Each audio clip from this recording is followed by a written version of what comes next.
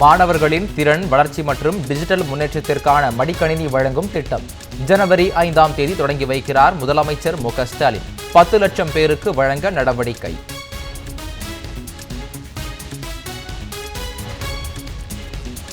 சென்னையில் தொன்மை மாறாமல் புது பொலிவு பெற்றுள்ள விக்டோரியா பொது அரங்கம் நேரில் பார்வையிட்டு வியக்கும் பொதுமக்கள்.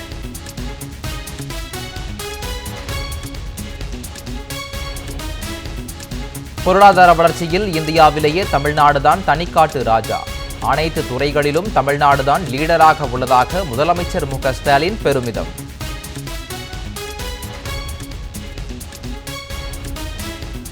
பாஜக ஆளும் மாநிலங்களில் வறுமையும் மத வன்முறைகளும் தான் அதிகரித்துள்ளதாக முதலமைச்சர் மு.க.ஸ்டாலின் குற்றச்சாட்டு. தமிழ்நாட்டின் மத நல்லிணக்கம் பாஜகவின் கண்களை உறுத்துகிறது. திமுக இருக்கும் வரை பாஜகவின் மதவெறி ஆட்டத்திற்கு இடமில்லை என திட்டவட்டம்.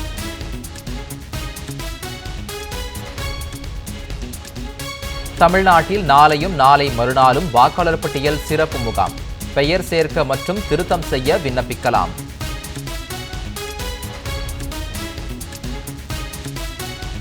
கள்ளக்குறிச்சி புறவழிச்சாலை பகுதியில் முத்தமிழறிஞர் கலைஞருக்கு திருவுருவச் சிலை திறப்பு. சிலையை திறந்து வைத்து மரியாதை செலுத்தினார் முதலமைச்சர் மு.க.ஸ்டாலின். திமுகவின் இருவண்ண கொடியையும் ஏற்றி வைத்தார்.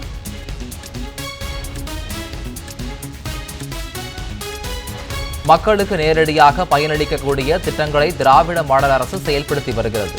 கள்ளக்குறிச்சியில் நடைபெற்ற அரசு விழாவில் முதலமைச்சர் மு.க.ஸ்டாலின் பெருமிதம். சிலரை போல் வாயால் வடை சுடும் அரசு அல்ல இது என்றும் விமர்சனம்.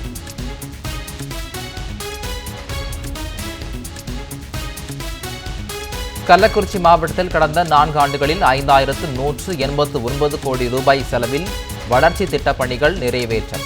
18,582 கோடியில் வளர்ச்சிப் பணிகள் மற்றும் நலத்திட்டங்கள் செயல்படுத்தப்பட்டுள்ளதாக முதலமைச்சர் மு.க.ஸ்டாலின் பெருமிதம்.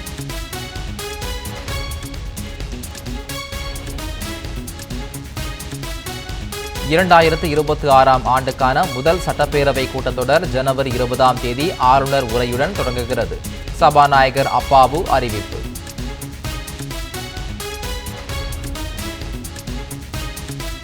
தியாகத்தின் பெருவாழ்வு தோழர் நல்லக்கண்ணு ஐயாவுக்கு 101வது பிறந்தநாள்.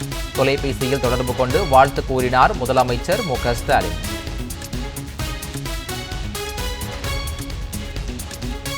பாஜக ஆளும் மாநிலங்களில் கிறிஸ்தவர்கள் மீது நடத்தப்படும் தாக்குதல்களுக்கு கடும் கண்டனம். தமிழ்நாட்டில் பேணப்படும் சமய நல்லிணக்கத்தை மற்ற மாநிலங்களும் பின்பற்ற வேண்டுமென அருட்தந்தை சின்னதுரை வலியுறுத்தல்.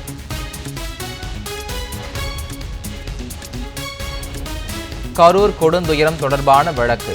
டெல்லி சிபிஐ அலுவலகத்தில் நேரில் ஆஜராக தாவிக நிர்வாகிகள் புசி ஆனந்த், ஆதவ் அர்ஜுனாவுக்கு சம்மன்.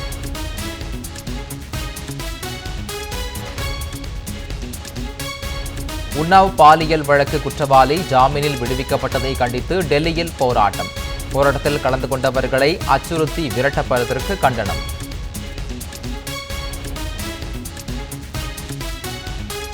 கோலாலம்பூரில் இருந்து திருச்சி வந்த விமானத்தில் கடத்தி வரப்பட்ட 3,36,00,000 ரூபாய் மதிப்புள்ள தங்கம் பறிமுதல். 15 பயணிகள் கைது செய்யப்பட்டு தீவிர விசாரணை.